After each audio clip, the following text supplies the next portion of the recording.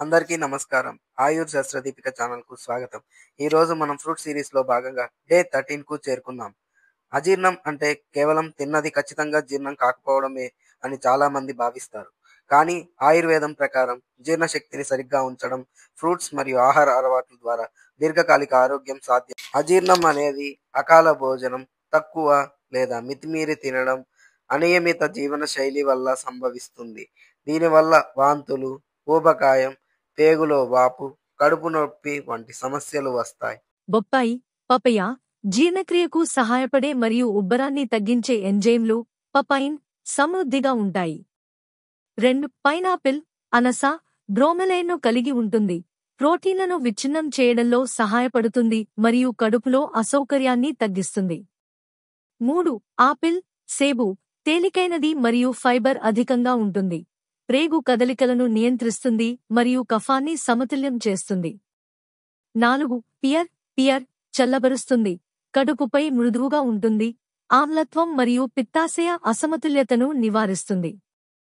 5. ఉసిరి, అగ్ని, జీర్ణ అగ్ని ను పెంచుతుంది, విషాన్ని తొలగిస్తుంది మరియు మొత్తం జీర్ణక్రియను మెరుగుపరుస్తుంది. 6. అరటిపండు పండింది, మృదువైనది, జీర్ణం కావడానికి సులభం, కడుపును కప్పి ఉంచడానికి మరియు చికాకును నివారించడానికి సహాయపడుతుంది. 1. మామిడి అధికంగా మరియు పిత్తాశయంలో పెరుగుతుంది, ఆమ్లత్వం మరియు ఉబ్బరం తీవ్రతరం చేస్తుంది.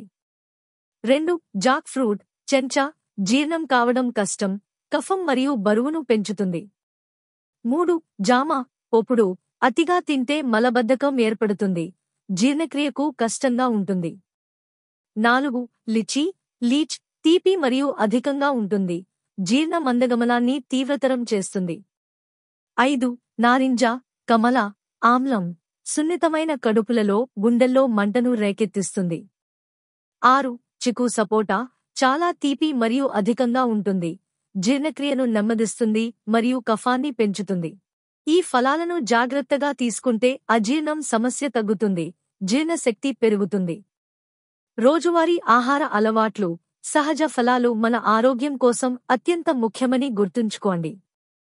రేపు మనం శిరశూలం, హెడేక్, మైగ్రేన్ పై దృష్టి సారించబోతున్నాం. ఏ ఫలాలు తలనొప్పిని తగ్గిస్తాయో తెలుసుకుందాం.